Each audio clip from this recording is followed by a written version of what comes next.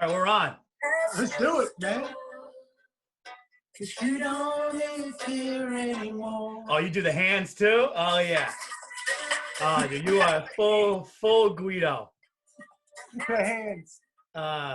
What's up, guys? This is the Virzi Effect, episode 441, and this is my first Zoom quarantine podcast. You guys are gonna get the audio, of course, but I will put this up on all social media platforms. My guest is none other than one of my favorites. You can hear the music in the background. The very funny and talented Mr. Bret Ernst, who, by the way, I saw your special. I saw that your special's got 1.5 million views independently, which is as strong as could be. So congratulations on that. Thanks, cuz. And you know what else? What's that?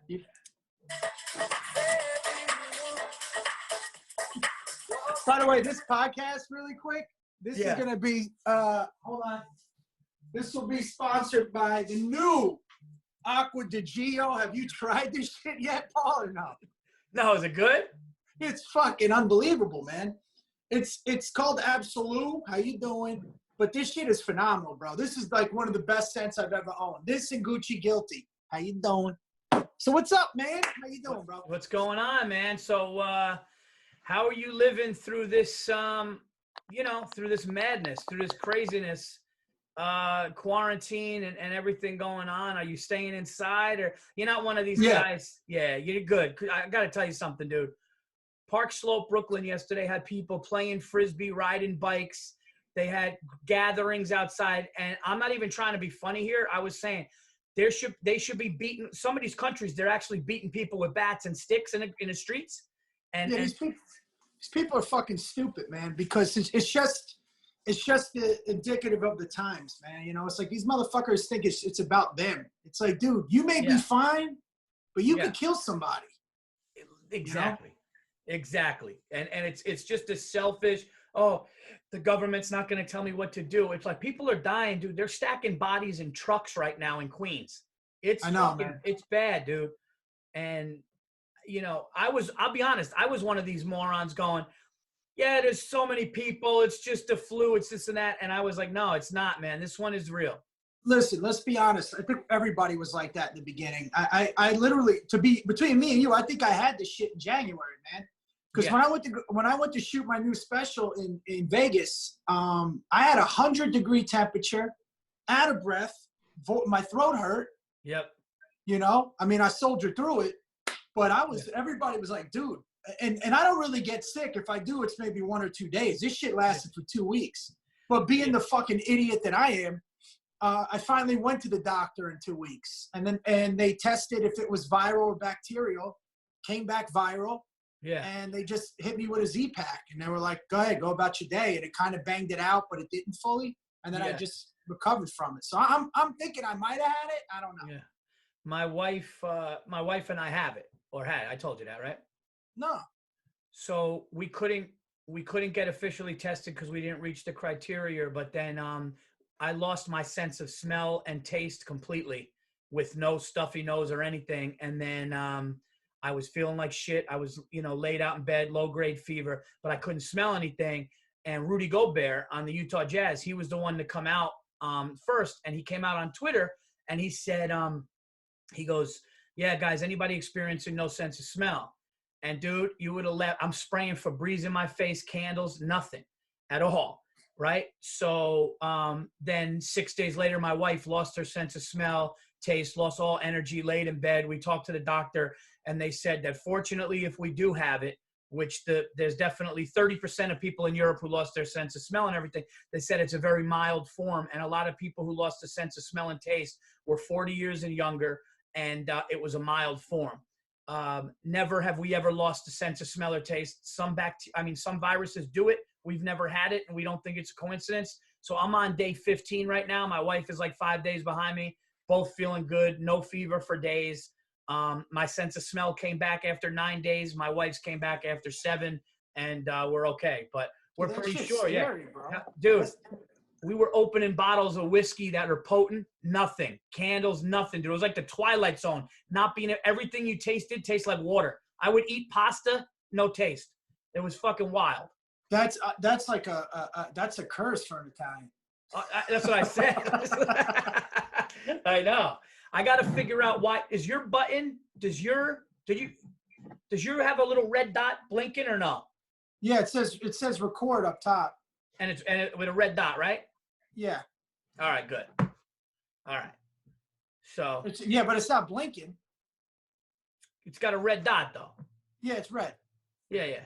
No, I think don't worry about what color my dots are. Worry about yourself. Hold on, I got a producer calling me. Let me make sure we're doing it right. Okay, go ahead. Mikey, what's up? I'm on with Bret right now. Yeah, here's the deal. He looks like good, like a big box in the middle, and then mine's a small box on top of his, and then mine says recording host with the red dot blinking. Is that a right setup or what? Yes. Yeah. It says gallery view. Oh, there we go. Up on top of each other we are. Perfect. All right, we're both recording now. All right, man, we're doing this now. I just wanted to let you know what you said was worked, and this just goes to show how we don't know what we're doing. You have to edit this out. Or keep it in. No, I'm not editing it out. I'm keeping it. Two fucking Italians trying to do technology.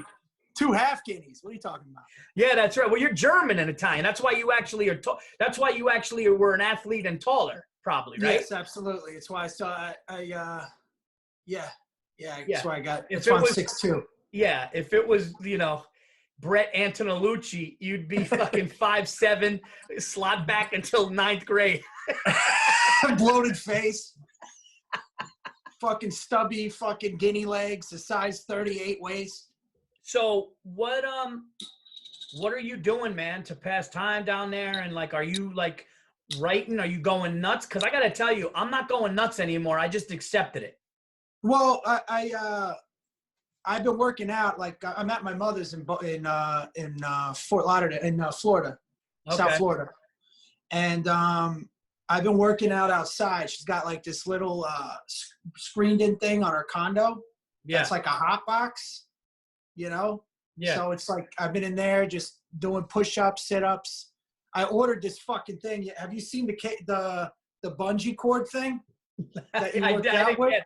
You got it? Yeah, it's been 10 days. I paid VIP shit. It hasn't even come yet. I'm fucking gonna kill everybody. And then I'm jumping rope. And then I'll come in and I've been teaching myself all the editing stuff. So I'm re-uploading all my clips on my YouTube page, except for the special. I mean, I don't want to touch that, but I got an animated front. I got all kinds of things I'm doing. Just trying to be productive. Yeah. And then doing some writing.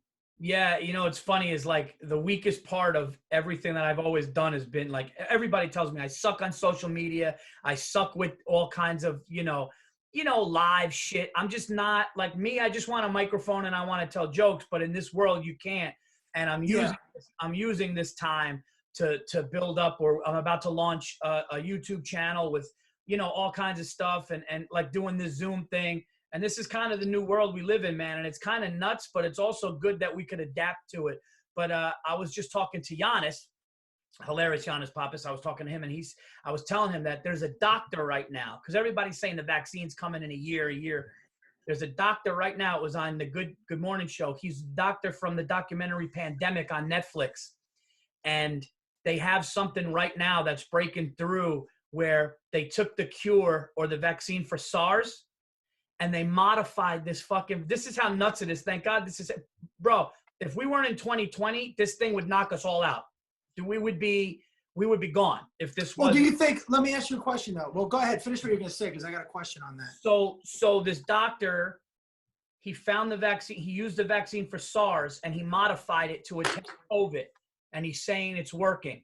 So now the military needs to see it and approve it, and the government needs to, and they're saying they could get it to the masses in September, which would be fantastic. Well, I mean, look, we need to get the economy up and running though soon. or it's going to be worse than than the disease itself. Right. You know what I mean? Because the whole thing's going to collapse. Now, the way I've been seeing it, there's a lot of misinformation going around the internet, and I tend to use PolitiFact and factcheck.org, but you know me, man, I really delve into this stuff. Yeah. And it's amazing how you try and spread the truth, how people take it personally. Like, first off, Trump never enacted a travel ban. He just enacted travel restrictions. That's number one. Number two, he never denied the WHO testing, right? There's so much misinformation going on. Now, the reality of the whole thing is everybody's looking to point fingers. Like, even if you remember, Cuomo was telling people to go about their business. Even de Blasio and Pelosi was in Chinatown. And Trump everybody downplayed this fucking thing because China lied. China covered it up. Even the World Health Organization originally said that you can't contract it certain ways. Right. And, at the end of the day, China needs to be held accountable for this because it's put the whole world in fucking jeopardy. And it's just, it's amazing, though, how political it's got. Yeah, it shouldn't be. And that's what's annoying. It's like the fact that this is being turned into a political thing. It's like, this is just a really fucking horrible situation that came to our country. And I was actually, and I'm not trying to be into conspiracy theories because I try to be open-minded about it. But there's a doctor who believes, or at least made the question. He said, this is what the doctor said. He said, and I'll send you the clip. He said, I'm not trying to be one on conspiracy theories, and I'm not trying to put something out there. He said, but he does find it funny that this disease takes so long before, it's so contagious before symptoms. It attacks only the old and the people with diseases and kind of almost, he was saying, the weaker. So he was basically has this thing of like, if you were going to do population control, this virus is modified for young people to walk through it 98, 99% of the time. People that are older and sickly or with underlying things, it's killing the majority of people. It's killing is the percentage is in the 90 percentile of people over 79 years old. We got warned about it late. So I'm not trying to make my podcast isn't a conspiracy theory podcast, and this doctor seemed to not. But I mean, listen, dude. Of course, you're going to throw it out. I mean, everybody's been thinking about this shit. I mean, originally, people thought it was fucking, a hoax. And by the way, that's the other thing. Trump never really called it a hoax. He was calling what the Democrats were doing a hoax. Like, and again, you know what's crazy too is you can't just fucking have an objective thought without people jumping down your fucking throat. Yeah. Like I posted something, a PolitiFact. It's PolitiFact. It's fucking non-biased. Okay? And was accused of, first of all, just saying, oh, you're just a fucking Trump supporter. No, I'm not. First of all, I don't support any candidates. I don't even vote. Right. It's just information, man. Right. So you guys are okay to keep spreading this fucking information. And it goes the other way. Trump keeps saying he banned. He never banned anybody. He just put restrictions on. People were still coming in and out. Even the what's her name from New York City, the head of the health was telling people, go outside. It's go about your business. Wait a minute. You mean the ban? So it's not a ban. It was so those people, you could still go to, people from China could still come in? Well, yeah, there were still people coming in and out, but they were just getting screened. And if they were from Wuhan, there was just a screening process. But people were still slipping through the cracks because China lied. It's just that simple. China lied. Now they did lie. Yeah. They covered everything up. They're still fucking lying. Yeah, they're lying about like the body counts, right? The death toll. Yeah, they act like they beat it, but there's videos going around of like the Chinese, like there are people that are in China right now that aren't Chinese, obviously, that aren't Chinese citizens. They're foreigners. Yeah. And they're not even allowing them with money to buy masks. They're only allowing people only Chinese people can buy masks to protect themselves. It's fucking crazy, man. It's crazy. You got a mask? No. Did you get a mask? No. Are you going now? You're down there? You're with your mother? Yeah, I'm with my mom right now. I've been going shopping for her, all that So shit. you're the one that you go to the supermarket, Yeah, and when you go to the supermarket, are you like? Because I went the other day. I wear gloves. I don't wear a mask. Okay, yeah, I went the other day because we just had to, once I was pretty much all my symptoms were gone for days. Doctor said no fever for a certain amount of days, and my wife was a few days behind me, so I have to go and get the food. And I went and I did a big thing, but I'm not gonna lie, when I was in the supermarket, I was fucking dodging people, man. I was a little bit worried. Well, so am I. I'm not. I mean, well, you're a little bit more of a. Yeah, yeah. You're I'm a a little little bit bit more. more of a hypochondriac than worried. Yeah. Yeah. I'm the type of guy where I could break my leg and I'm fine.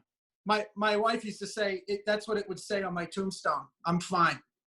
Yeah. You're the type of guy that you're that guy that like your pride is so you don't take help. No, I don't. I'm okay with being uncomfortable. Like I don't know when I'm hurt. I mean, even playing sports through college, I just don't know if I'm hurt or I can't be. I don't like you get your leg blown off in World War II and the guy's trying to drink. You're like, get the fuck off of me. I'm good. I'm good. Yeah, that's what I mean. He's got your leg in his hand. You're not good. Like Brett. in Monty Python. Tis just a flesh wound. No, I've always been that way. Like even on the, I don't know when I'm uncomfortable. If that makes sense, because I shared a room with two brothers my whole life. I remember we were doing the Wild West tour. We were all on one bus, and I'm sleeping anywhere. I could sleep anywhere. Sebastian has always had his own room. Caparulo had his own room. Ahmed had his own room. Vince was in the back anyways, but I could sleep on the cot, on the chair. I'm okay with everything. So it was Vince in the back, and then you guys had the bunks. Yeah, well, he owned the bus, so yeah, he had the captain's chambers back. And who drove it? Some guy. He was great. Yeah, did you hang out with him? Of course. Yeah. But what I was saying though is that I'm just that way. The only thing I'm not good with, this is gonna sound crazy. Like I could be inconvenienced. It doesn't bother me. I have a high tolerance for people sometimes. If I get skeeved out though, like if there's dishes in your sink, like I never like sleeping over people's houses unless we were gonna sneak out. Yeah. You know what I mean? Like we weren't really sleeping over each other's houses, but I don't like that. I'm like, I can't be if your house isn't like clean, I can't do it. That's the OCD. You know what? I had that too. When I stay at somebody's house and like they cook dinner, but you see the kitchen's dirty, it's hard to deal with. Yeah. Yeah. I can't fucking it's like like I can walk in a house, you can smell if they're clean. Like, I mean, if the house is clean, I'm all day. Like you could eat off Sebastian's floors at his house. You know what I mean? Like I could sleep there any day of the week. But then you walk in some of those comics homes where it's like, dude, you're a fucking grown man. Yeah. You see the bong and then they're friendly. Like, hey, you want some water? No, dude, I ain't touching anything in your fucking house. Yeah. No, I'm not sitting on your fucking couch that's got stains on it, you animal. Yeah, no, there's like cheese doodle bags on the fucking. Yeah. Ugh. No. Listen, let's be honest. Some comedians in their 40s live like they're 21-year-old kids. Listen, God bless them, but I got a house, a family up in the country. You know what I mean? What am I going to do? Like when I was a kid, like my mom was, obsessed with being clean. I mean, even now, like she's been doing the laundry every day. It's actually great. We compliment each other, right? I go shopping for her. I buy everything. I guidoed hard. I bought her a piano. That's hilarious. Because she's like, I miss playing the piano. So we went and we bought a piano. Like we found it. It's nice little piano. Nice. But so she could put, here you go, Ma, here's your piano. God bless. God bless. Don't worry about it. Don't worry about it. Just play. It's just when you're happy, I'm happy. Listen, I'll buy everybody on the block a fucking piano. I'll buy everybody a fucking piano. No, so but like it's just I'll pull my fucking washing chain every out. day. I give a fuck. I'll pull my chain out. How you doing? I got another chain. I'll put 10 chains on. No, so I'll bury you. I'll bury myself in chains. That's Luca Palanca. No, we what was I saying? I forgot the fuck I was saying. Now, who cares? About the pianos? I forgot what I was fucking saying now. No, it was beyond that. I was just talking about getting skivats. Yeah. So like when I was a kid growing up, the vacuum lines had to be in the living room. You know, like. Oh, like the outfield of a baseball field. Yeah, like you Yeah. couldn't walk in that motherfucker. If there was a footprint, you're done. Yeah. Yeah, you got to dip your feet in holy water before you go in that room. Yeah, like I grew up, everything was spotless, man. It's like my wife's family too, man. They were like that. My mother-in-law just immaculate. So anyways, that's the point. But being whatever, we spent too much time on this. Me and you could talk on one topic. I think it was like 5 hours just trying to get out a full point and story. We could talk about why a left-handed pitcher is worse than a right-handed pitcher for no reason for 3 hours. I got it on good authority, by the way. A friend of mine that is playing for a for real. He works for an NFL organization. Yeah. And whether he's a player or a coach, I'm not going to divulge that information. But I did find out that on good authority that they might not even, if they have a season, there's going to be no fans in the fucking stadium. They're just going to be playing on a field. Wow. And they're going to film it, I guess. Wow. I love how Italians always preface things by, listen, don't quote me on it, but I got good authority. On good authority. Listen, strong word out there. I don't know the guy. Maybe I do. Dude, I swear on everything. I'm going to post it on Instagram. I have a guy that I went and bought toilet paper and paper towels from in the parking lot. That is so fucking – I got good authority. This is a real one, too. On good authority. Oh, wait. My shit wasn't real? Like yours was great. All right. So now you're going to say your authority is more authorized than my authority? I got good word from good people I know. Tom Brady might be leaving New England. Oh, really? Dude, I just stepped all over your joke. He might go down south. That's what I'm hearing. Hey, listen, not for nothing, man. If he could take the Bucs to the playoffs, all right, even to the playoffs, even though they have a great team, and if he could do that, it'll solidify him as one of the greatest of all time. He could make the argument now against Montana in my book. I think that the Bucs will go to the playoffs because. Well, it depends. Is the offensive coordinator familiar? Are they going to run the same offensive scheme as Belichick? Listen, Bruce Arians, that guy's a monster with quarterbacks, and also, when's the last time? The last time Brady had somebody like a Mike Evans. Or that other kid over on the other side, he hasn't had that, man. He's had slot receivers for a long time. He's got deep threats now. Here's what I say.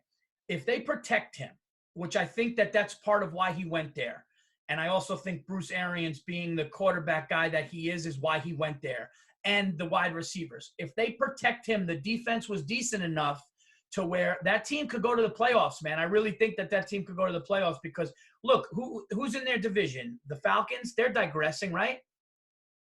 Yeah. You know, so I don't know, man. I agree with you, though. If Brady took them to like either a wild card or a first round. See, well, let's be honest. The knock on Brady, and I know to everybody that's not a Patriot fan, you know, you can look at Brady's accomplishments objectively. And first of all, the fact that he's been playing this long in a league where, you know, it's a different – he couldn't have done this in the 90s, put it to you like that.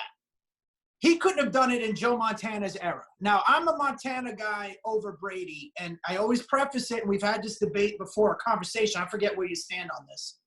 I'm not a Montana fan as far as – I think he's one of the best players I've ever seen play. Yeah. But I can't stand him. I'm a Cowboy fan. He ruined my whole fucking childhood, worse than my father did. Brady, on the other hand, is one of my favorite stories. And like, I love that guy. I do. I love him a lot, man. It's not like I'm hating on him. I do. I like his story. I like everything about him. Yeah. His competitive edge. I love it.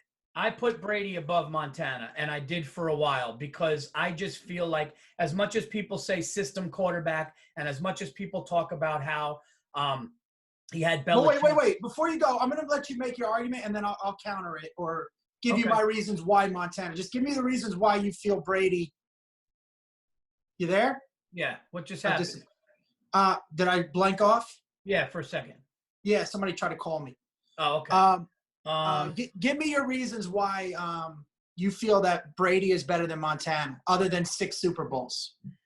Other than the 6 Super Bowls and the 9 appearances that he made there, the reason why is because Bill Burr's your best friend. I get it. No, Bill has an argument where Bill has told me for years and years it was Montana.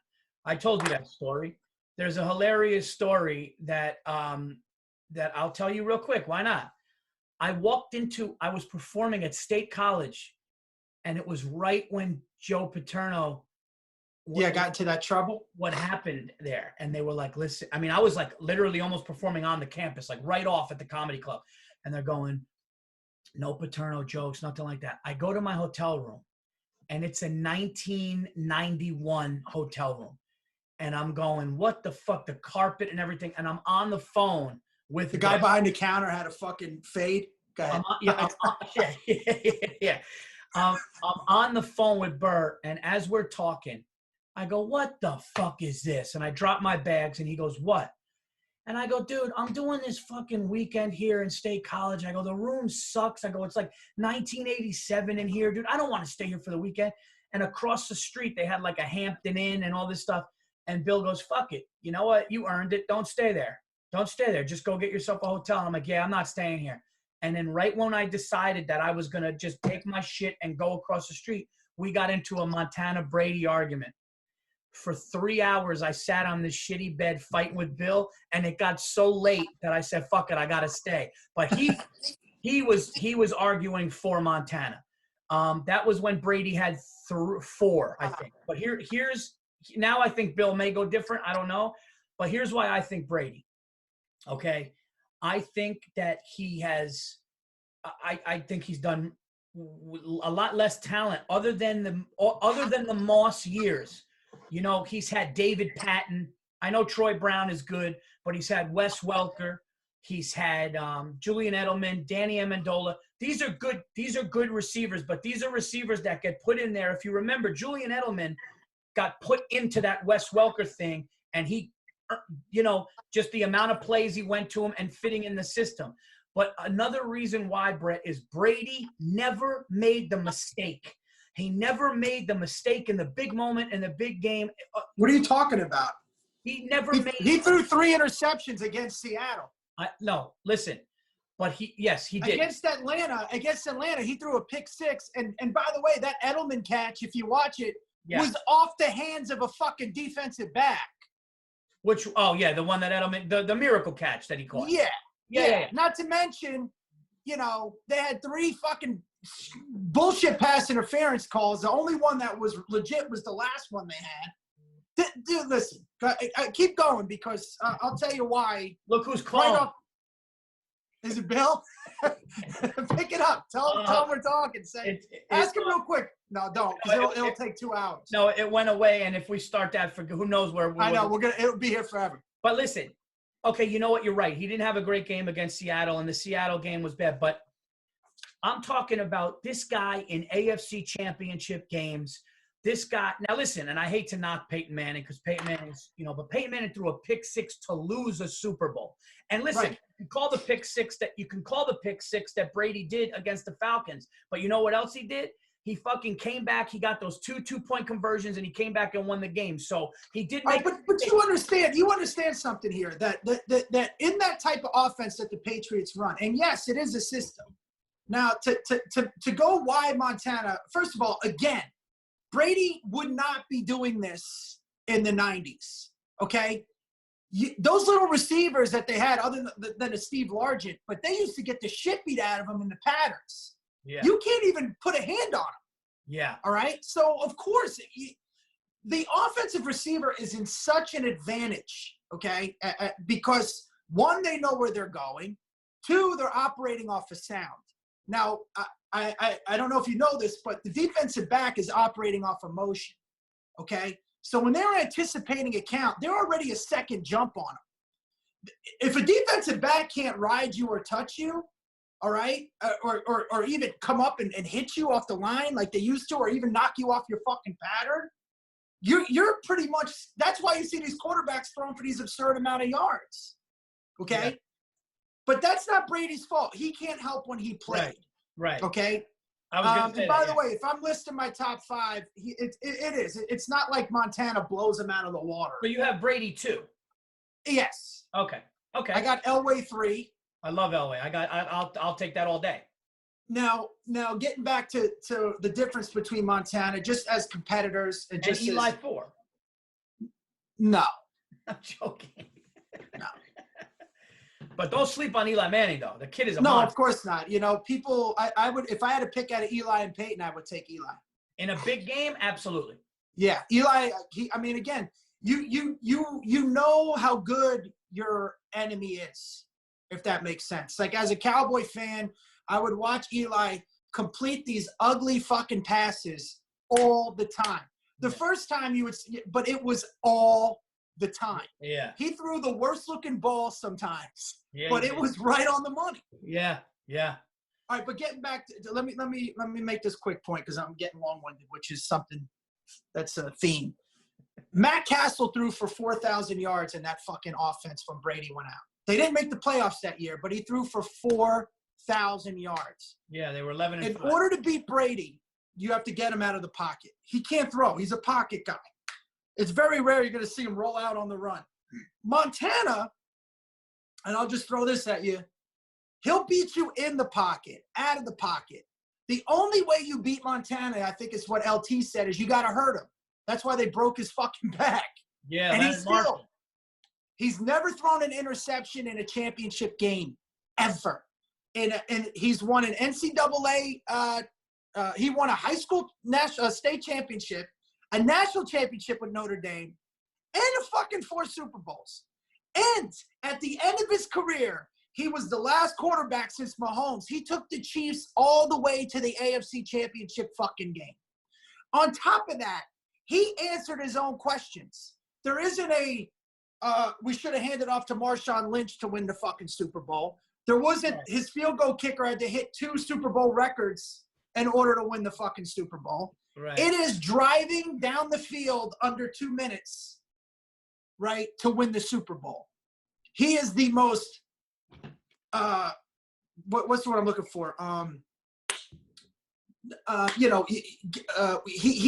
What's the word I'm looking, dependable. Like no mistakes, under pressure. That's why they called him Joe Cool. Yeah. Maybe I should put this here. Maybe it looks a little bit more official. Well, I think actually the sound will be better too. And listen, let's not lie. He's Italian. That helps. Yes. You know what's insane? Switching gears, that Montana, Johnny Unitas, Joe Namath, Dan Marino, they're all from the same area in fucking Pennsylvania. That is weird. Yes. It's like, and I think Hofstetler's from there too. Jeff Hofstetler? Yeah, let me look that up real quick. Nice. I'm just throwing people out. I think fucking Elvis Gerback is from there. I'm not.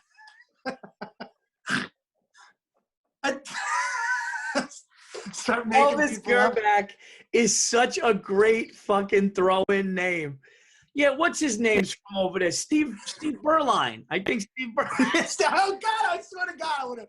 Scott Mitchell, I think he grew up over there. You start saying people that aren't in the league. Yo, I think Bruce Smith's cousin had a deli over there. No, but again, it's all out of respect that I like Montana. No, but when you get to like the Rocky story, I mean, Tom Brady's probably the greatest story in NFL history. The guy is just not an athlete. No, you know what I mean? No, he runs, dude. When that combine where he was running the 40, dude, it looked like my uncle getting chased. It was a horror. It looked like my uncle getting chased. I was watching that. I went in, made a sandwich, and came back in, and he just crossed the line. He was at the 20.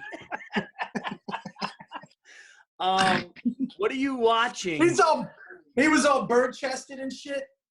What have you been watching at night? You watching any shows, passing time during this shit, or what? Yeah, I haven't seen season 3 of Ozarks. I've watched. There's a good, you might want to watch with your kids. It's only 2 episodes, but it's Peter Pan. It's called Neverland. It's on Amazon Prime.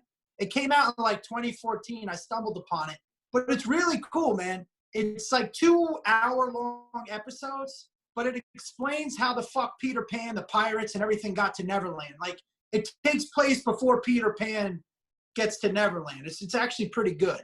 Dude, I'll check that out, but it's so funny listening to you with the hat backwards and the chain. Going, you know what you should check out?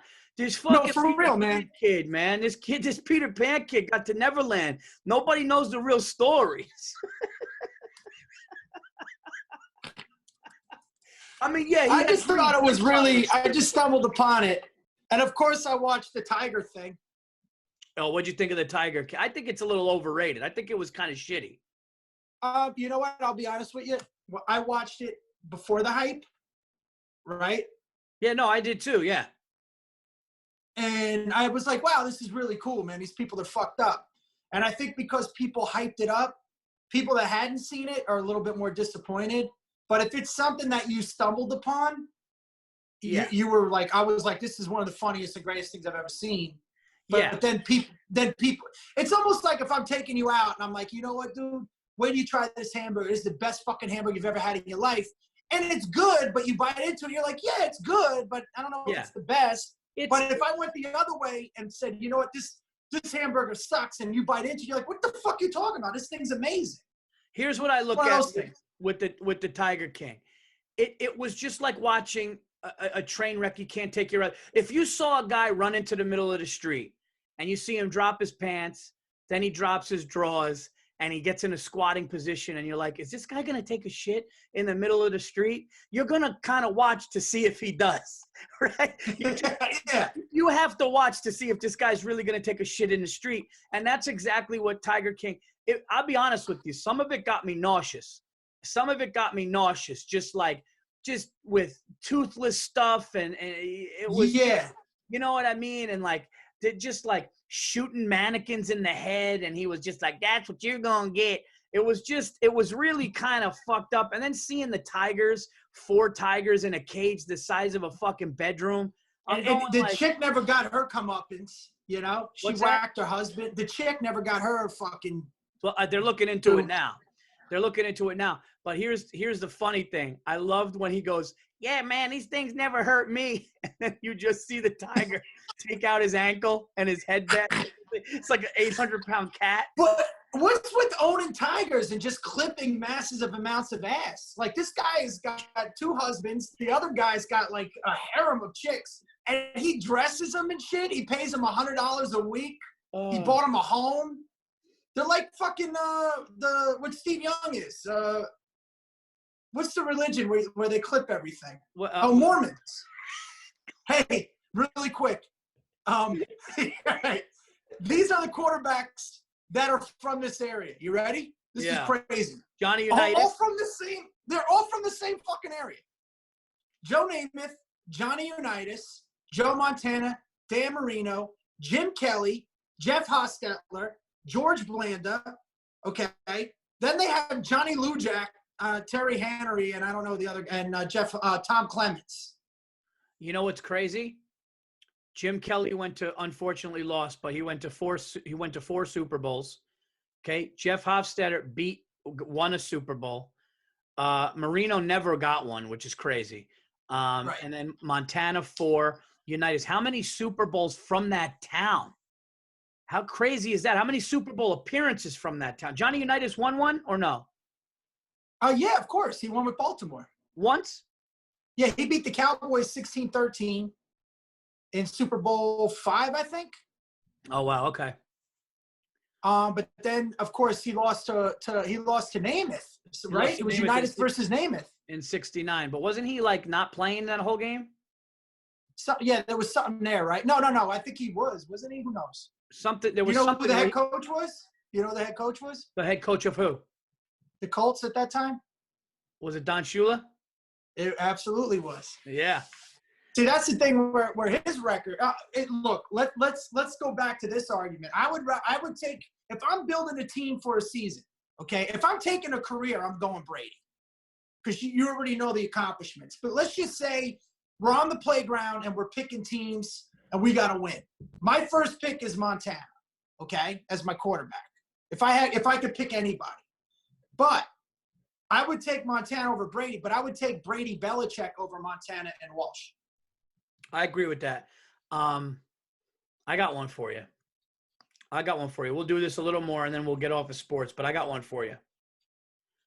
If you had one big game, one big game, Super Bowl, you got to win it. Who you taking out of anybody in history ever? And I mean ever. You could say Elway. You could go back to Unitas. You could go Montana. Yeah, I got you. You got one game. I know what ever means. Yeah. No, I'm gonna keep it. No, listen. You could go. You could get in a time machine. Whoever you want. No, when I say anybody, I mean like I could get like John the Baptist. We did that, in college. We would do our all Bible team, like every position on a football team. You could fill it with any historical figure, superheroes, whatever you wanted. Right. That's so funny. Yeah, but all right. So I would take the Incredible Hulk at fullback. Oh, that's what we did.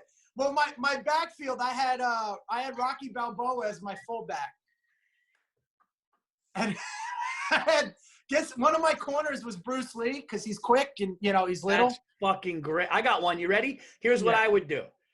Quarterback would be Superman because he's made of steel. So if you tried to sack him, you couldn't. Okay. I'd have the Incredible Hulk as the fullback, and my tailback would be Flash. Who's fucking that? Who's fucking? Okay. I had Flash as a receiver. All right. But I had my quarterback was Jesus because he'd just be throwing Hail Marys every day to the Flash. Hey, all right, really quick. So what's the question? I could have any quarterback of all time in a big game to win a Super Bowl. One game that has to be won.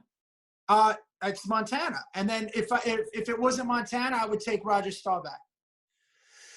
I would take,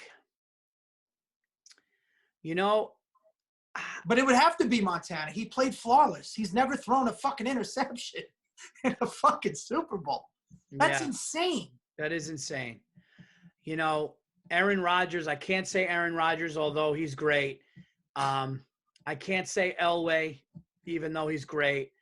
I would have to say it would have to be between That's how you know they're the best two. I would say Montana or Brady, but I think, since Montana, I can't believe I'm saying this because I say Brady. I like Brady overall. But I think since Montana is like what you said, high school, national championship in Notre Dame, 4 Super Bowls without a pick and 4 Super Bowl wins, he's done nothing to show you that he's not going to win that game. He's done nothing to show you that he's going to lose that game. So I will agree with you there. I will say, listen, he's never disappointed in that moment. Now if he went to 9, would he have lost some? I think so. But nobody's going to 9 Super. First of all, there's, and you know what? You can make this argument against the Niners as well, but both their conferences are fucking garbage, man. So, when you're looking at the New York Giants, the Dallas Cowboys, the Eagles, especially in the modern era of football, and we were beating the shit out of each other before we even got into the fucking – we have to fight to get a playoff berth. These guys got 8 easy wins already. They're already winning their division in the beginning of the season. There's no because the other teams are that bad. But when you're looking at I think football really starts to change in the early 2000s. The last great defense was really that Ravens defense. And you could even make an argument for the Giants that won the Super Bowl the first time. Because, the best thing that ever happened was you guys, I think, were on your 3rd string cornerback. So your defensive plan was, we got to bring the house every fucking play. That's why Brady got flustered, man. He's not good out of the pocket. I mean, he's just not. Well, Although, wait, really quick, I would compare his release to Marino's, though. I think Brady has one of the quickest releases of all time. He does, but the one thing that let me know, wow, we might have a shot to beat this undefeated team, was when I saw Brady get sacked twice in a row in the same series when Justin Tuck came up the middle and he got sacked twice in a row. When I saw Tom Brady get sacked twice in a row in a Super Bowl, and I'm going, wow, the Giants defensive line. And look at that defense. If you look at that defense now with not only Michael Umanora was there, Strahan, you had Strahan and JPP. Jose Umanora, but then you had Justin Tuck running up the middle. I mean, we were a solid. Didn't you have JPP then, or no? Or was it Tuck? No, JPP won the next one. The next one. So it was Justin Tuck I'm thinking of. Yes. Justin Tuck, 91. And he could have, I mean, people argued he could have been MVP. I mean, he was all over. Hey, Paul, but you do know, if you didn't have your third string cornerback in, they would not have been bringing the heat like that. They would have probably played it more conservative. The fact that you had to fucking bring the house every play. Yeah. Now, and just for the record, that defense is not even a glimpse of what the 90s Eagles were, okay? They're not even a glimpse of what the 90s Cowboys defense were. They're not even a glimpse of what the 90s Giants defense was. Right. Now, just think about, you're a quarterback in the NFC, and by the way, 89, 90, 90, 91, 91, 92, 92, 93, 93, 94, NFC East, all NFC East winners. That was the whole NFC East won the first 5 fucking Super Bowls of that decade. Yeah. With defense. Yeah. That's all right? crazy. Right. You're talking about physical fucking – just if people watching this, they don't believe that. Put in Chuck Cecil against Joe Morris. That's just how they played back then. Yeah. I mean, people brought the wood. It was fucking violent, man. Yeah. It was violent. It's a collision game. It's not like that anymore. I mean, and don't get me wrong. These kids would knock if you let them knock. I mean, I remember watching that Bengals-Steelers game on Monday night. Yeah, perfect, dude. That was an old school 90s football game right there. Those motherfuckers were killing each other. Yeah. All right. Now, I don't think Brady can do what he did in that era. Before the free agency and before these fucking bullshit hands off the quarterback rules, but Montana did it. And here's the other thing. You know what's funny? Nobody ever brings up Terry Bradshaw. Yeah. He's 4-0 too. Yeah, guy won 4 of them. But dude, Aikman's 3-0. How nuts was that hit Montana took from Marshall where his body just went fucking limp? Was that when they broke his back? Is that the one? No, he didn't see it. But is that the one where he broke his back? Yeah, that's the one where that's the one where number 70, Leonard Marshall, who's probably about 360, 6'6", 360, 6'5", was running full speed, and Montana's blind side didn't see it, and he just literally went down, and it looked like he got hit in the neck with a dart gun, and he just went down. It was all right, really quick. Let's play this game if you want. I know you're supposed to get off sports, but all right, here we go. We're both bored, and who fucking cares? Just watch this shit anyways. You're not doing anything. Here we go. All right. No debating, no arguments. You just name them, and we move the fuck on. Okay? Yep. So I'm going to start with you. We start with the most important fucking we're going to go head coach. Okay. So if you could do a staff, we'll just do a head coach, defensive coordinator, offensive coordinator. Okay? Okay. I'll go first. My head coach would be Bill Belichick. Okay? My defensive coordinator, believe it or not, would be Tom Landry. Okay. And my offensive coordinator would probably be Bill Walsh. Okay. Oh man, this is tough. You know what I think I can do? I think what's the try calling? Yeah. So Lombardi was a Giants coordinator, right? Yeah, you know who the defensive coordinator was? So Lombardi was an offensive coordinator for the Giants? No. Yeah, but you know who the defensive coordinator was? Who? Tom Landry. Was it Landry and for the Giants? Yeah, and actually, if you ever watched the thing on Vince Lombardi, he took Landry's defense and brought it to the Packers. That's why I got Landry as my defensive coordinator, and he created the flex with Ernie Stodner. Here's what I got. You ready? I got Lombardi as the head coach. I got Belichick as the defensive coordinator. That's not bad at all, man. Because let me tell you, those Patriots defensive and teams the Giants twice. Giants twice. And then offensive coordinator, I'd go West Coast. I'd go Walsh. That's a strong. Could you imagine? Okay. Could you imagine Lombardi, Belichick, and Walsh jogging out on the side? You know, because Belichick got his bones from being Belichick was a defensive coordinator for the LT. I know, and he was also the head coach. He also was the head coach of the Browns, man. And people forget that was that strike year, I think. But they went to the playoffs with him. I mean, look, man, great. That's a great staff. Let's move on. Okay. All right. Yep. Quarterback, you're taking Brady. I'm taking Montana. Who are your 3 receivers? I'm assuming Jerry Rice. No. All time? Yeah. Oh, but I get 3 of them? You get 3, yeah. Oh, so then it's for me, it's a no-brainer. It's Rice, it's Moss. Okay. It's Rice, it's Moss, and then the next one, the third one's a tough one. Because once you got those 2 monsters who are number 1 and 2, then you just want a reliable animal. I mean, and then there's a bunch. I mean, I'll tell you who's a sleeper, man. You know who's amazing? I can't believe, you know what? Yeah, it's like we're talking so much sports. We'll shift gears. What else are you people doing? You're in a quarantine. Yeah. I got to tell you, man, I know that this is a crazy, because there's been a lot of great ones. You know who's, and I'm not saying I'm going to pick him, but this Julio Jones kid is special, man. But I'm not going to take him. He's a monster, though. He's a monster.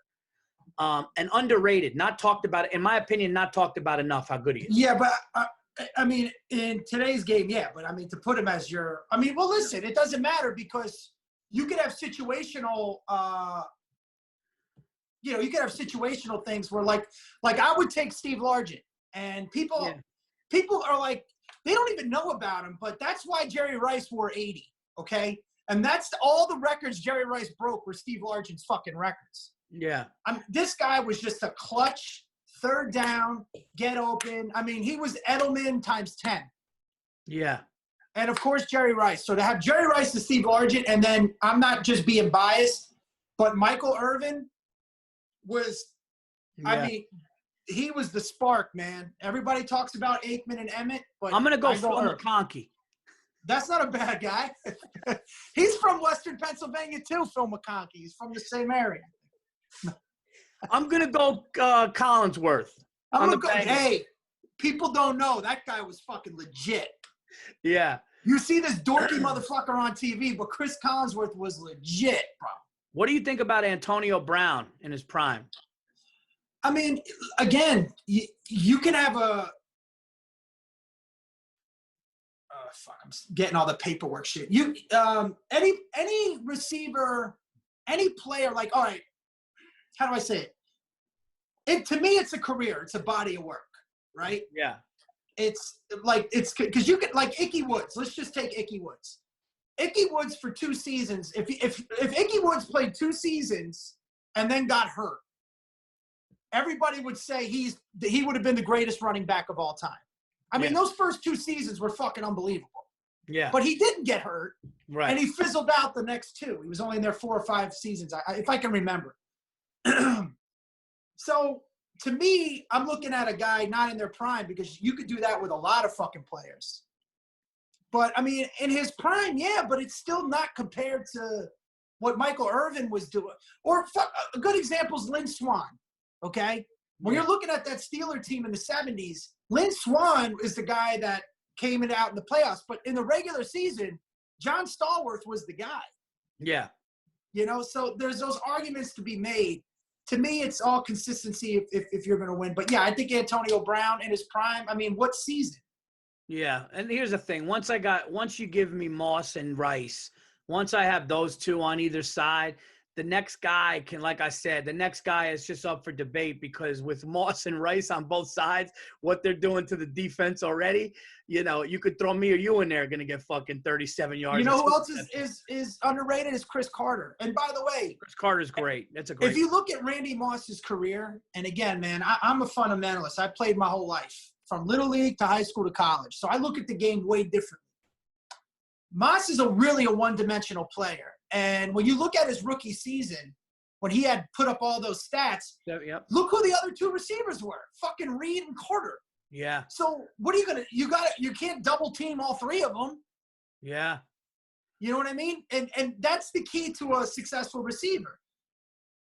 On the other hand, like here's the analogy that I do between Jerry Rice and Randy Moss. And I'll just use the Comedy Store because that's my home club. But you're in the main room. It's 10:30. The place is sold out, right? Yeah. Randy Moss was a stand-up. He'd go up. You would see the best comedy you've ever seen in your life. But if it's 1 o'clock in the morning in the OR in front of 15 people, he may not even go up. Right. Jerry Rice will kill in front of that crowd and kill at 1 o'clock in the morning. Michael Irvin would kill in both rooms at any time, any place. You could put him anywhere. Yeah. Moss, he's just he's just a fast fucking gazelle, man. Yeah, yeah. I did that main room, and you were right. It was fucking wild. I did it, I got on stage. It was an 8 o'clock show. I got on stage at close to 9 o'clock. Sold out, packed, a lot of fun. Great room. Yeah, but the OR is my favorite. Yeah, what I didn't like, though, was there were, like, forget 15 people. There was literally, like, a guy went up with, like, 7 people, and I saw him, like, lay on the table and just look up at the ceiling. That's almost like... Was it Don? It was probably Don. Who? Don Barris? There's a, I don't know, black kid. Oh. Well, listen, that OR room is what makes the store so unique is we don't have an MC, right? So unless it's a book show, there's no MC when you have 2 types of shows. You have people that book out the main room that aren't all paid regulars at the Comedy Store, but when you're a paid regular at the store and the Comedy Store books it, there's no MC. All we do is piggyback. So you have to follow everybody, right? The OR, there's no MC. So if you get up in the sweet spot or if you get up at the end, but at the end is where you really encourage to take risks and chances and grow. You know, like if you go to the Comedy Store, right under the cover booth, it says you don't have 3 minutes to be funny, just to be yourself. And that OR, man, there's no room like it. And I performed all over the world, but there's no room like that room. It's got a negative, positive. It's like I always do the analogy, like, you know, I heard at Peter Luger's that they don't wash the pan. It's been that same fucking cast iron pan for like 50 years. So all that flavor is in the pan. Yeah. You know, and people think it's gross, but most steakhouses you don't wash cast iron because once it heats up, all the bacteria is dead. Yeah. It's all that's what that OR is. It's 50, 60 years of fucking, it's 50 years of just marinating in stand-up in that one room. From Richard Pryor to Kinnison to Dice to Robin Williams. It's just that one room has never changed since 1972. Yeah, and it's amazing how you can feel that. I'll never forget. I don't know if I told you this story, but wow, this April will be a couple years. When I got into the cellar, the first night I got into the cellar, my first regular paid spot as a paid regular at the cellar, I was about to go up and Chris Rock came in and they were like, oh, at first he's like, I'm not going to go Your up. Your first spot, you got bumped. Isn't that how it goes? My first spot, I got bumped by Chris Rock, and it was after his special came out, his latest one.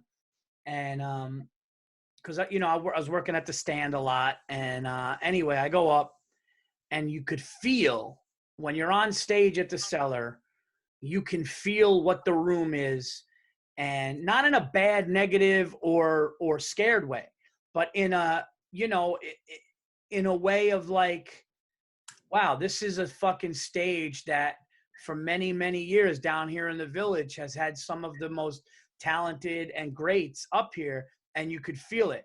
And yeah, when I did the main room at the Comedy Store, because the last time I was in that main room at the Comedy Store was for the 40th anniversary. I was sitting in the back and I was watching it. I watched Rest His Soul. I watched Gary Shandling go up. I watched, you know, a bunch of people go on stage. Burr went up and all these people.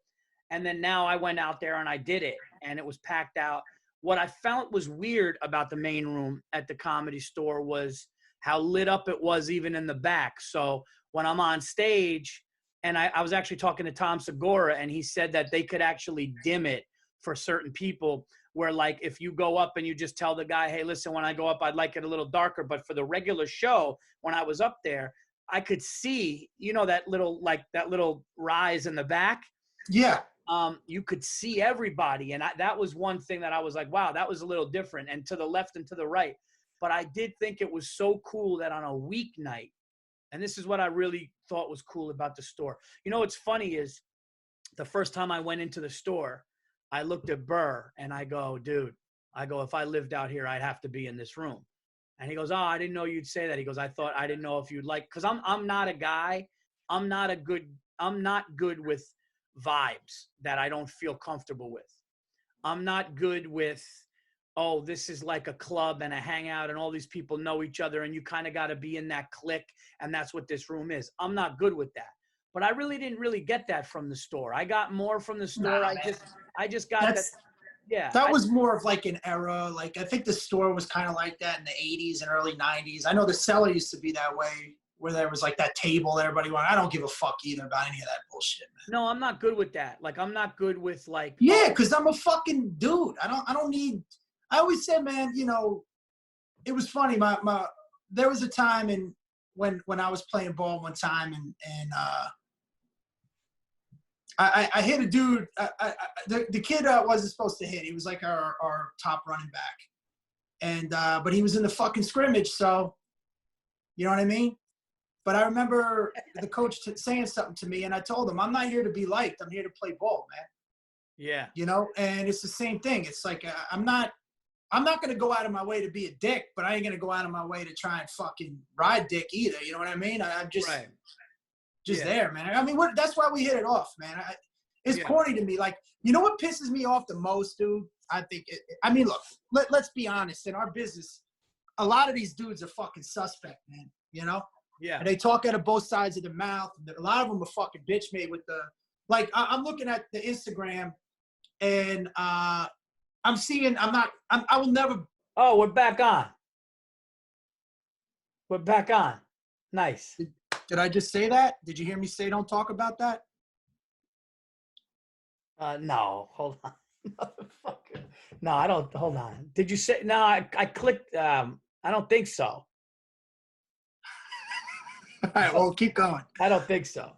I mean, that time. But anyway, so let's talk about that real quick. We're back here. We had a little bit of a pause. We're back here.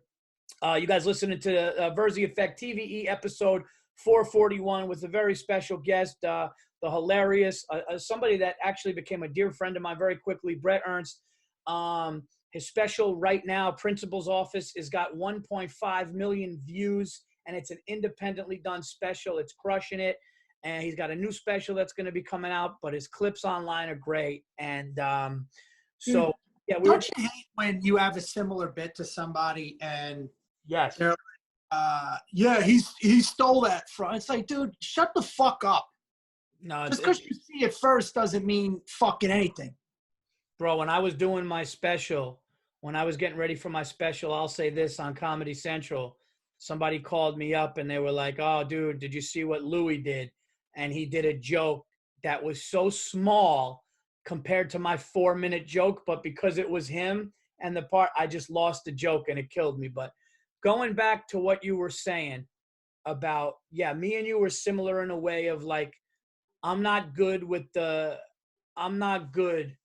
what's it called?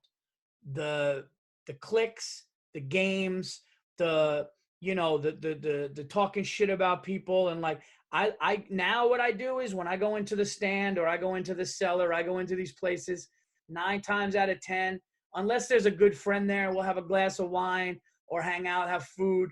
Like when you came to the stand that night and we hung out for a while, you had a couple of friends, we had a glass of wine and that was a good time. But other than that, that was hilarious, by the way.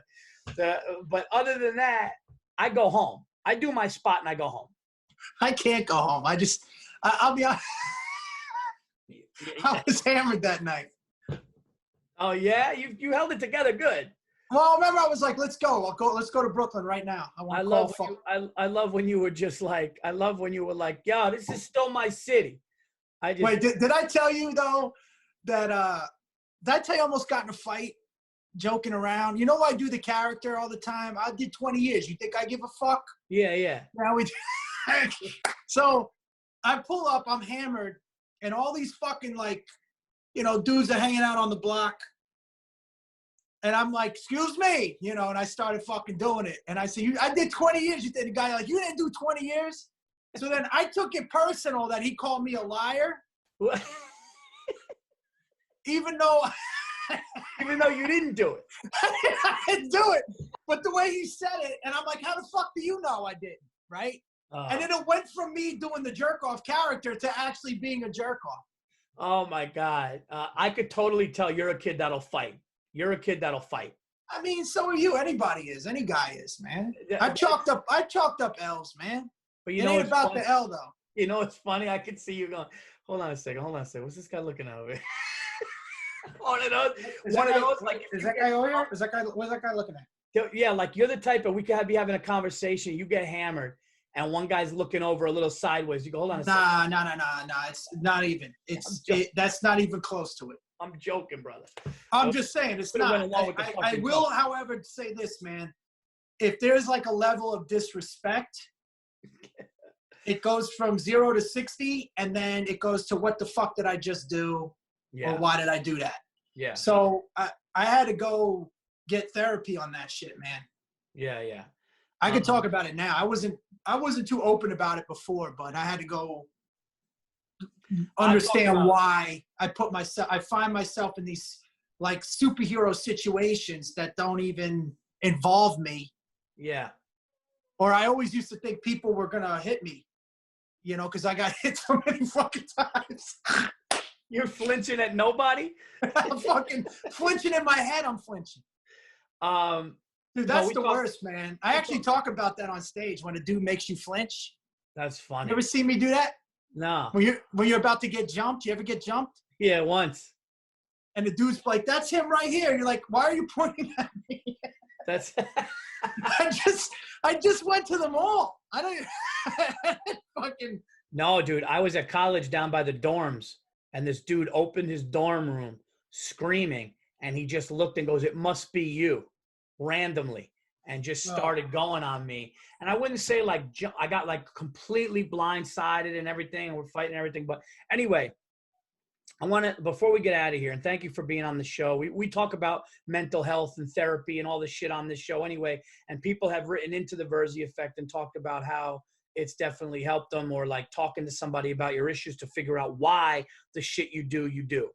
But moving on to something that could actually cause psychological issues and what people are going through today with anxiety and just being unsure. And people are unsure today. Money, when is work coming back?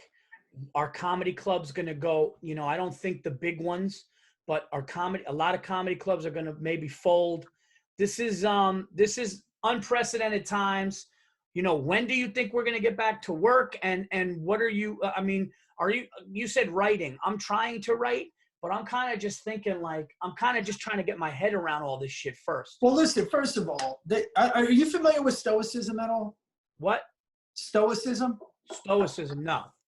It's pretty cool, man. I stumbled upon it about 2 years ago. I think I talked to you about it a little bit when we were in the casino. But it's just a philosophy, and a lot of men gear towards it more than women do. Not saying that it's just more male-oriented thinking. You know, it's more about just embracing death and fully accepting the fact you're going to die. Yeah. All right. It's memento mori, they say in Latin, which means, and it came brought to light by a dude named by Marcus Aurelius, a dude named. He was a fucking Caesar. But it's basically just accepting the worst and just saying, okay, it doesn't matter. 50 years from now, you're dead. Yeah. So to help with the anxiety of it. And the other thing is, it says amore fati, which means love your fate. So you have to embrace the negative with the positive. Now, the funny thing is that people look at the negative as being bad, but you have to love it with as much love as the success. When you grow up a certain way, okay, like whether you're forced into that life, unless you're forced into like growing up hard or not, you're already equipped for this shit. Because when you've seen the worst of it, I've been poor, man. I mean, like, I've lived out of a car. The longest I went without a meal was 3 days at one time. So but you know it'll be okay. Yeah. You know what I mean? Yeah. So the worst of it's the worst of it. The other thing is everything comes to pass. So it's just life. I mean, it's not, thank God we're in the 21st century right now. That's what I was saying we were talking today. If this thing came in 1918, like the Spanish flu, it killed 57 million people, man. It killed, and this thing is so contagious. At least we have the finest minds working on it right now. But look, no, I believe in God. I believe in God. You believe in God. I believe in Jesus. You believe in Jesus, right? Or I don't know. I'm assuming. No, I'm definitely religious and spiritual. I mean, I don't go to church. I don't go to church on Sundays, but I definitely believe in a higher power, and I believe in, something. And yeah, for sure. Well, dude, what do you think? Do you think that this is the end all be all down here? It's just life, man. Yeah. Our grandparents went through fucking worse. Yeah. You know what I mean? And everybody survives it. And the worst case scenario is you die. And if that's the case, is it really that bad? I mean, eventually we're all got to go. Yeah. You just got to keep level headed, keep positive, and just know, man, whatever your fate is, it's your fate. I mean, the only thing you could do, you can either worry in this situation or not worry in this situation. No, either you're right. way, it's going to play out. It's fate. It's going to play out. And that's the moral of this podcast. We're all going to die. Is it really? No. We're all going to die. But see, understand it. Everybody knows that. Yeah. But nobody really fucking understands it. Like, the one thing that I'm very thankful about that we chose, and that I chose this profession, and I chose it, okay? And I love it. Yeah. I have no wasted time. I don't sit around going, what if? Right. I did it when I had nothing to lose, and I'm still in it. You know what I mean? I love doing it. Regrets is the worst thing ever, but other than that, you really have no control over anything. You don't take anything with you other than your experiences. So you make the best of it. My point is, though, people really don't think you really think, you're going to grow older, but do people really know you're going to grow older? Like, do they really accept it? Because if they did, they wouldn't waste fucking time. Right. So if you really understand the fact that you're going to fucking die. Yeah. Just know it. It's inevitable. Yeah. So what are you going to do up to that time period? And you can worry about shit. I mean, I'm going through a lot of fucking drama right now in my life. This has probably been the hardest. 2020's not been good for me so far. And not even including this shit. Right? Yeah. But what am I going to do? Right. Yeah. No, and that's the thing. And you know what? It's like, you can't be all doom and gloom. Listen, we will work again one day. Comedy clubs are going to open up again. And you know what? Fans are going to come out. It may take a little while. People are going to take financial hits. But being ready, prepared, excited to come back stronger, write better. We're going to be okay. And listen. But dude, I'm not, like I said, I'm not going to starve. If I have to break the fucking ski mask out, I will. But I'm just saying. Like I have a very dear friend of mine in South Philly, right? I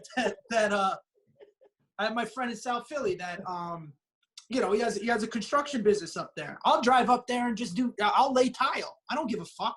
Yeah. I'm just saying, if I need money, there's ways to I'll get money. fucking rob every Stop and Shop on fucking up and down 95. No, I'm joking, but I'm not gonna break the ski. But I'm serious. No, I know. I'll go pick up garbage if I have to. Yeah, yeah. You know what I mean? I've been this way my whole life, man, Yeah. No, you're right. So I'm saying it's people that aren't used to that type of shit. No. That are freaking the fuck out right now. Like, yeah. Yeah. No, we're going to be all right, man. I'm up here in the country with my family. We're doing good. And I'm glad, dude. I want to do this podcast with you again because this was great. We talked sports. We talked some comedy. We're all over the place. This is our conversations to 5 a.m. Yeah. Yeah. Smoking cigars. I know I went black again. Smoking cigars and Yeah. drinking fucking Basil Dude, Hayden like a that gentleman. last night you were in New York was so fun. We were smoking a cigar outside the stand. We were drinking wine. Remember when the crowd was coming up? The crowd was coming up going, good show. And like, no, hold on. I just thought of a joke. Go back downstairs. Go sit down. I just thought of a bit. Give me 5 minutes. Go, guys. Go get settled in. I want to work this out on you. Guys, this has been TVE Virzi Effect Podcast 441 with my dear friend, one of the best, one of the funniest. And I want to tell you something. And I'm not even joking. And I'm not saying this because you're on the show. The other night, I was just going through YouTube, had nothing to do, and I watched some of Bret's stand-up, and it just made me feel good, man. The roller skating bit, the bit about the friend who's always outside, who you knew was going to be a fuck up with the ambulance story. Dude, that ambulance shit was a real fucking story, dude. I got one for dude. Unfortunately, I was the kid who would fucking jump in the thing, but not all my life, but to try to impress people, I would do that. Check out Bret's stuff. That really quick, if you're talking about mental illness, man, like when I used to break into houses, I was just excited to be in the house. Yeah. No, whatever that is that's up here, that puts you up here. Yeah. Because to me, it wasn't about the money, even though we needed the money, but it wasn't about the money. It was like, let's do. I mean, I would never do that now. In my 20s, I thought it was the cool. It's so funny. The value you put on people in your 20s, and then you get to your 30s, you're like, God, what the fuck? Then you hit your 40s, you're like, God, I was a jerk off. Like, there's a picture of me. I talk about it, but literally, I used to go out with just a vest on. Like, what the fuck? Please tell me you do that in your act. Yeah, I talked about it on the Comedy Central thing too. But yeah, that's true. Going out there's with so many pictures of me with just a vest on, like a fucking jerk off. Dude, just a vest is so funny. But no. All right, well, listen, if they want to, you can go to my website. It's Bret Comedy, Bret with 1 T, comedy.com, and they can watch this special and do all this social media. It's free. Yes, so. And it's ERNST, Ernst. Check it out. Yeah, but there's no Ernst in the fucking website. It's just Bret Comedy. Right. It's just Bret Comedy for the website. But if you want to Google it, Bret with 1 T. Bret with 1 T.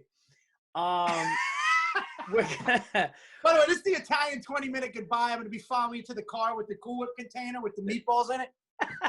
Still fucking talking. Dude, thank you so much for being on this. We're going to do it again. And you know what we should do? Jerry and I were talking too. We're going to do a sports one and have you come in on the Zoom, and we'll do like some of the best sports arguments and shit like that, like we were doing before. I also want to get into basketball next time. We're going to talk about a ton of shit. Baskets isn't my game, but I can hold my own. Yeah, of course. You're way more into that shit than I am. What, basketball? Yeah, and the fucking Knicks. You and Jerry with the Knicks. God bless you. We can't handle it. Let me ask you a question before you get out of here. What's your number one unacceptable? What's something that's unacceptable for you right now? Whether it's during this pandemic, whether it's just your everyday life, whether it's you see somebody do it at an airport, you see somebody do it in life. What is something that when Bret Ernst sees it, you immediately can't handle? You got something or no? Yeah, absolutely. And it drives me goddamn insane. All right, so let's do the Bret Ernst unacceptable. Passive-aggressive disrespect. I fucking hate it, man. Passive-aggressive. Yeah. Yeah, I know what you mean. Like that condescending shit when you see him talking to like the airplane stewardess or the TSA guy or the waiter, all that shit, man. I can't fucking stand it. It drives me. And the other thing is now when I'm so, not that I don't want to say happy about, but one of the good things that could come out of this epidemic or pandemic is starting to realize, like when I go to Chick-fil-A to get food, those kids are out there serving you still, okay? All of these professions that really fucking matter in life, from the nurses to the doctors to the cops to the firemen to even the fast food people, these are people that you need in life. If you notice, the professions that ain't shit in the scheme of things are the ones that are out of work. Yeah. Yeah. You know what I mean? There's no NBA because all you do is you put a fucking ball in a hoop. Yeah, you're right. Take it down a notch. So just know how important those people are that are fucking, and I mean really understand it, that those people that are giving you the food in the drive-thru that are risking their fucking lives, and the nurses and the doctors and all that crazy shit, man. Everybody that has a job now that is still working is what is really important in society. The ones that are out of work like us. I'm not saying our job isn't important in a sense, but it's not a necessary thing. It's icing on the cake. Right. No, that's so when I see people that have deeper pockets, and maybe because I was on the end of that most of my life, that it irks me even more. Yeah. But when you see that amount of disrespect and non-self-awareness of who you're talking to and how important every position and job in society is to keep it running, boy, I mean, you'll hear me speak up. Yeah. I'll be at the back of the fucking line yelling, move on, man. You know, shut the fuck up, because that person can't say it. Yeah, and you know what it is too? It's like we're losing appreciation, and we take for granted the people that give us the essential things that we need. You know, a lot of people look at it like that person's just a Chick-fil-A as a worker, or that person's, but you know what? If I don't have a lot of money, that person's feeding me. That person's gonna. Yeah, it's like those idiots that the actors that were singing on the thing, the Imagine song. Yeah. Oh God, what are you doing? Yeah. I love what what's his name, Bartnick posted. I reposted it about. Oh, it's the best. Yeah. Yeah. Hopefully all the nurses, doctors, fast food workers, everybody can have an award ceremony so we could be forced to hear their politics. We could put their political views. It's the best. It's the best. No, I want to end it on that. That was perfect, dude. There's all right, love you, man. Stay safe. Wash your hands. Kiss the kids, the family for me. Likewise. And let's talk soon, brother. All right, I'll call you back after this and we'll finish the fucking debates. Yeah, well, yeah, I'll talk to you about Brady Montana for the next 2 hours. All right, later, bro.